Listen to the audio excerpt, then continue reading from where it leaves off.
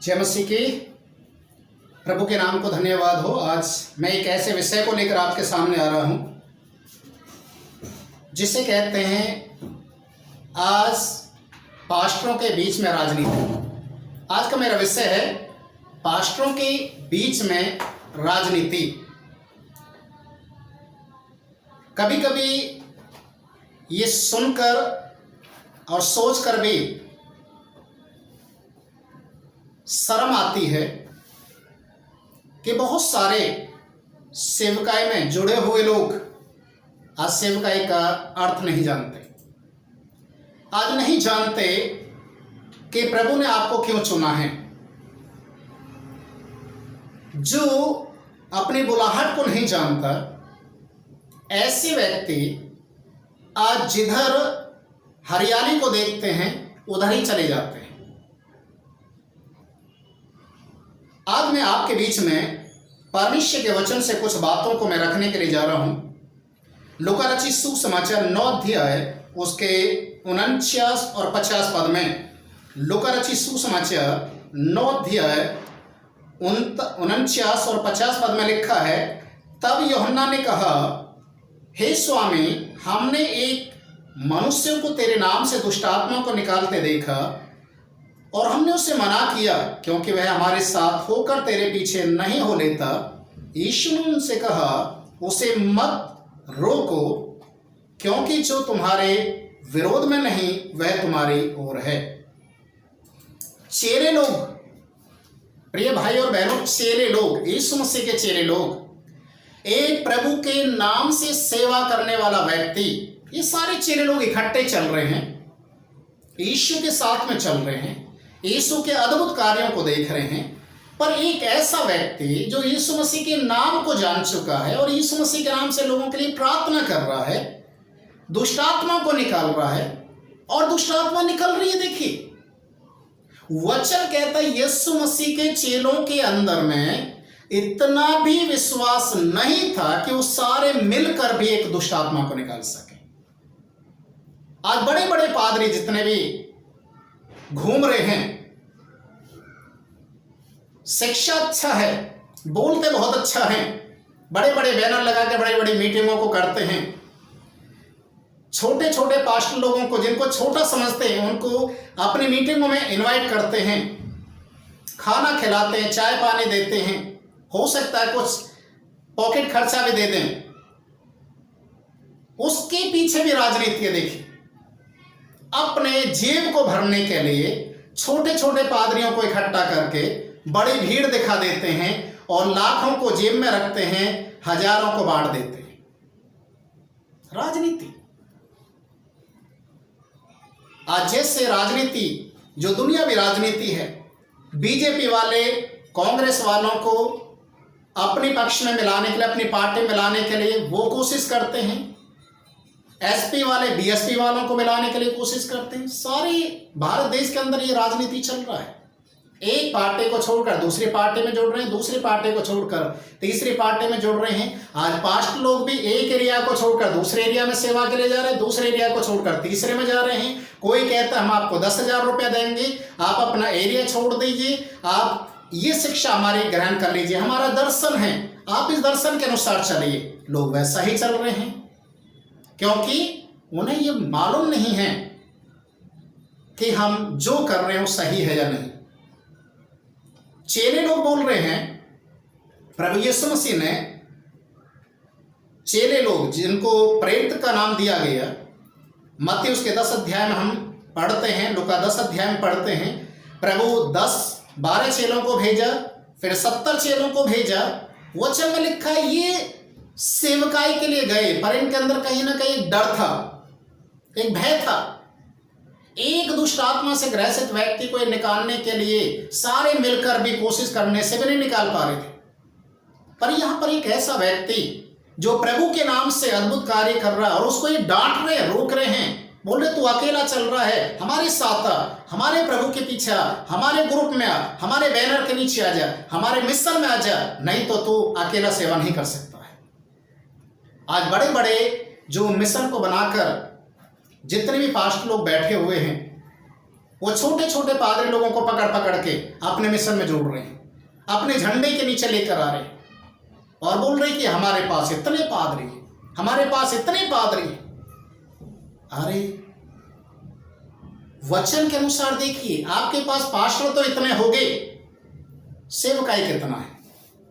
बड़े बड़े पादरी आज गलत शिक्षा की ओर जा रहे हैं। कोई कहता है बपतिस्मा लेने की जरूरत नहीं है। उदाहरण देते बाइबल से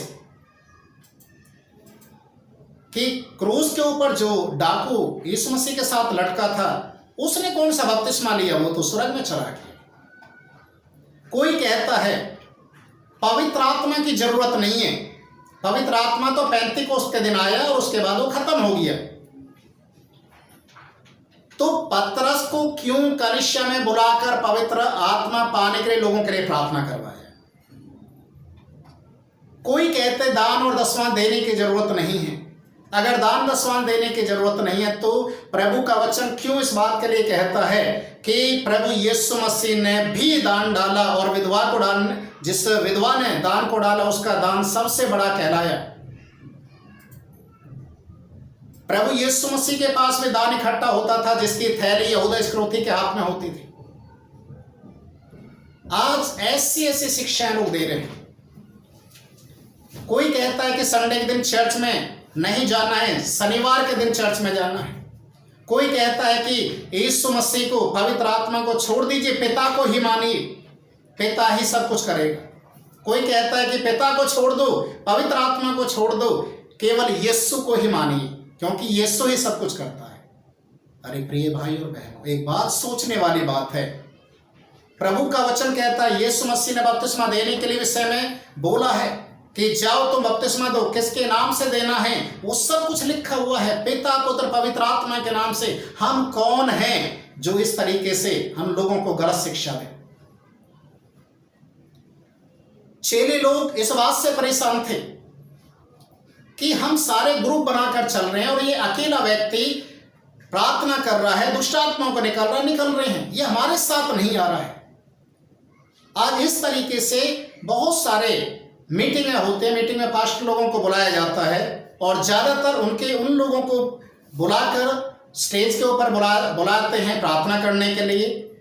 जो स्टेज पर जाएगा प्रार्थना करने के लिए, याद रखें इस बात को, एक सच्चाई वाली बात बता रहा हूं, उस पास्टर को जब इनवाइट करते आगे प्रार्थना करने के लिए या वचन पढ़ने के लिए या गवाही देने के लिए, तो वो अपने कैमरे को, अपने मोबाइल को दूसरे एक व्यक्ति को, अपने असिस्टेंट को दे देता है और बोलता है जैसे मैं आगे जाऊं माइक को पकड़ो, मेरे 2-4 फोटो कर लेना या वीडियो बना लेना। और ये मीटिंग खत्म होने से पहले ही उसका वीडियो, उसके फोटो व्हाट्सएप पर और सोशल मीडिया पर चालू हो जाते हैं और ऐसा लगता है कि ये कितना बड़ा पादरी है। कितने लोगों का मैंने ऐसे सुना है कि वो लोगों के बीच में जाते हैं प्रार्थना करने के लिए, लोगों से बोलते हैं कि आंखें बंद करें, हम प्रार्थना करेंगे।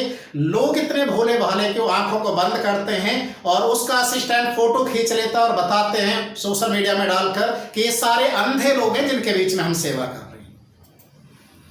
राजनीति है, सेवा में राजनीति। प्रिय अजीजों, क्या प्रभु ने आपको इसलिए चुना, इसलिए बुलाया कि आप राजनीति करें? आज साउथ इंडियन को बुलाता है, नॉर्थ इंडियन को। हम देखते हैं कि उनके अंदर भाईचारा नहीं है। अगर एक साउथ इंडियन हिंदी वाले व्यक्ति के पास बैठकर बातचीत करेगा या उड़ीसा वाला एक हिंदी वाले से बातचीत करेगा या एक नेपाली हिंदी वाले से बातचीत करेगा या एक गढ़ वाले या नॉर्थ ईस्ट का कोई भी एक पास्टर हिंदी वाले से बातचीत करेगा, यदि उसके बीच में उसी दौरान उसकी भाषा वाला आ जाएगा, आप हमेशा इस चीज को याद रखिए, तुरंत ही वो अपनी भाषा बदल देंगे और वो अपनी भाषा में उस हिंदी वाले को गाली देते हैं, क्या बोलते हैं कोई नहीं जान सकता। अरे जब तुम इतने शरीफ हो, समझदार हो, तो जिस भाषा में तुम उससे बातचीत कर रहे थे उसी में कंटिन्यू करो।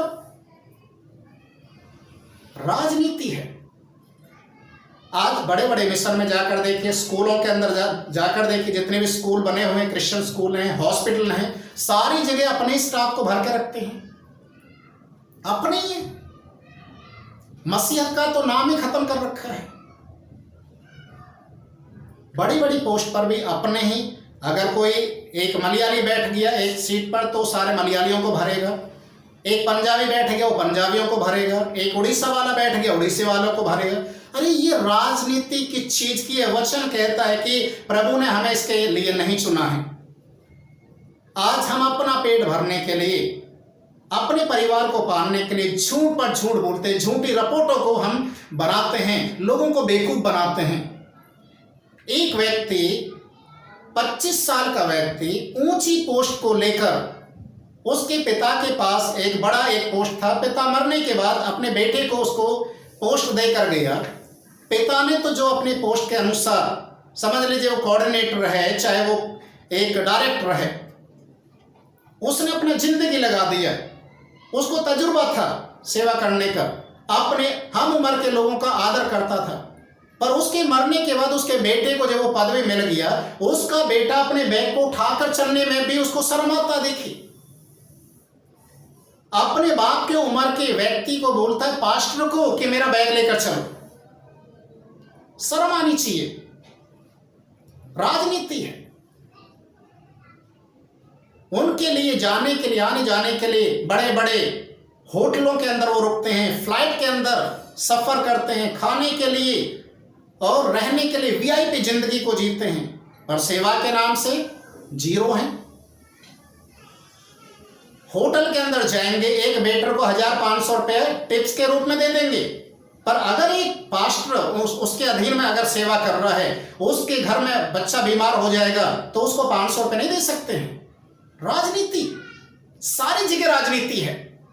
इसलिए परमेश्वर का वचन कहता है कि ये चेले लोग इसलिए परेशान थे क्योंकि वो एक व्यक्ति सेवा कर रहा, सच्चे दिल से कर रहा, और प्रभु ने उसको बोला कि उसको मना मत करो। फिर भी उनको जलन था कि वो क्यों ऐसा आगे बढ़ रहा और हम क्यों नहीं बढ़ पा रहे। पौलुस इस बात के लिए कहता है, पहला कुरिन्थियों की किताब 3 अध्याय उसके 3 पद में लिखा है, पौलुस को जब ये मालूम चला कि कुरिन्थियों नगर के अंदर, कुरिन्थियों नगर की जो कलीसिया उसके अंदर में लोगों के बीच में वाद विवाद होना शुरू हो गया है, उनके बीच में लड़ाई झगड़े होना शुरू हो गया। वो कहता है कि तुम आत्मिक नहीं हो, तुम संसारिक व्यक्ति हो, क्योंकि संसार के लोगों के बीच में ये छोटे बड़े वाली बातें होती है और वो तुमने लाकर खड़ा कर दी। पहला कुरिन्थी 1 अध्याय के 13 पद में लिखा हुआ है, पौलुस कुरिन्थियों नगर के कलीसिया के लोगों को बोलता है कि क्या मसीह बट गया? क्या मसीह बट गया है? किसके नाम से तुम्हें बपतिस्मा मिला? किसके नाम से तुम्हें उद्धार मिला है? कोई कहता पौलुस का, कोई कहता अपोलोस का, कोई कहता केफा का। क्या मसीह बट गया? आज राजनीति देखिए सेवकाई में, कोई कहता मैं इसमें सन का हूं, कोई कहता मैं इसमें सन का हूं, कोई कहता मैं वहां से बिलोंग करता हूं, कोई कहता वहां से बिलोंग करता हूं, इसकी शिक्षा गलत है, इसकी शिक्षा गलत है। आज प्रभु के वचन को लोगों ने मजाक बना रखा है, और यही चीजें हैं कि आज सेवकाई जो आगे बढ़ना चाहिए, पनपना चाहिए, आज पास्टर लोग हर जगह मैं देखता हूं कि वो भिखारी की तरह आज बने हुए। प्रभु का वचन कहता है प्रभु ने उन्हें ऊपर उठने के लिए चुना है, आगे बढ़ने के लिए चुना है। पर आज जहां पास्टरों को कोई बोलता है कि 1000 रुपये हम आपको एक मीटिंग का देंगे, आपको 5000 देंगे, आप हमारे मिशन में आ जाइए, वहीं पास्टर भाग रहे हैं। सेवकाई खत्म। पैसे का सेवा है आज। जिसके पास पैसा है उसके लिए लोग उसको दंडवत करते हैं, सलाम करते हैं। जिसके पास पैसा नहीं उसके ओर देखते भी नहीं है। क्या यही सेवा है आज समाज के अंदर में? आज मसीह समाज के अंदर इस तरीके से आज सेवा को राजनीति में बदल दिया है। प्रिय भाई और बहनों, मसीह की सेवकाई को बदलो मत ना। मसीह की सेवा को राजनीति में मत लेकर चाहिए। अगर एक छोटे से छोटा भी सेवक है, वो भी प्रभु के लिए आदर के योग्य है, उसे कभी भी तुच्छ मत जानिए। आज आपसे जो हो सकता है भला करने के लिए, अगर किसी के लिए आप भला नहीं कर सकते तो किसी को बुरा भी कहने के लिए आपको अधिकार नहीं है। और आज बहुत सारे सेवक और बड़े बड़े मिशन को चलाने वाले लोग इस बात को नहीं जानते। आज उनको केवल सैलरी से मतलब है, विश्वासियों से मतलब नहीं है। कोई चर्च में आ रहा है नहीं आ रहा है उससे कोई फर्क नहीं पड़ता है। उनको केवल महीने का उनका मोटा तगड़ा सैलरी जैसे नेता लोगों को मिलता है वैसा उनको उनके गाड़ी का भी चाहिए, उनके रहने का भी चाहिए, उनका घूमने का भी चाहिए, उनका इंश्योरेंस भी चाहिए, सब कुछ चाहिए। एक बार उनकी सैलरी 1 महीने के लिए आप बंद करके देखिए, सेवकाई को छोड़कर भाग जाएगा। ऐसे लोगों को किसी गरीब परिवार में जाकर बोलिए कि उनके घर में उनकी छत टूट गई है, उनको बैठने के लिए दिक्कत है, एक बार जाकर उनको थोड़ा सा मदद कर दीजिए, जाकर उनके साथ थोड़ा 1 घंटे के लिए समय बिताइए। नहीं जाएंगे, क्योंकि उन्होंने अपने आप को उस तरीके से अभी तक बनाया ही नहीं। प्रिय भाई और बहनों, मसीह की सेवकाई को राजनीति मत बनने दीजिए। अगर कोई ऐसा आपको लालच देता है, लोभ लालच देता है प्रभु की सेवकाई को छोड़ने के लिए, अपनी ओर मिलने के लिए, आज ज्यादातर लोग बैकस्लाइड क्यों होते हैं? कारण यही है। आज लोग मसीह से क्यों नफरत करते हैं? कारण यही है। आज पादरी लोग, बहुत सारे पादरी लोग नशा भी करते हैं। क्यों करते हैं? आज कारण यही है, क्योंकि उन्होंने प्रभु के दर्शन को, प्रभु की बुलाहट को जाना ही नहीं। सेवा है, उस सेवकाई के तौर से की जाती है। राजनीति राजनीतिक लोगों की तरह की जाती है। सेवा में और राजनीति में फर्क है। हालेलुया। प्रिय भाई और बहनों, आज प्रभु की सेवा को राजनीति में मत बदलिए। यही मेरी आपसे रिक्वेस्ट है, निवेदन है। Hallelujah, hallelujah. आइए मैं आपके लिए प्रार्थना करूं। पवित्र महान परमेश्वर, इस वीडियो को सुनने वाले हर एक व्यक्ति को तू आशीष दे, अनुग्रह कर, अपने वचन के द्वारा तैयार कर, ताकि हमारे जीवन से आपके नाम को महिमा मिले। हर एक गलत शिक्षा से बचते हुए तेरे वचन के अनुसार सच्चाई के साथ जीवन बिताने के लिए हम प्रार्थना करते हैं। पवित्र आत्मा आप मदद करें, यीशु के नाम में, आमीन। जय मसीह की। God bless you.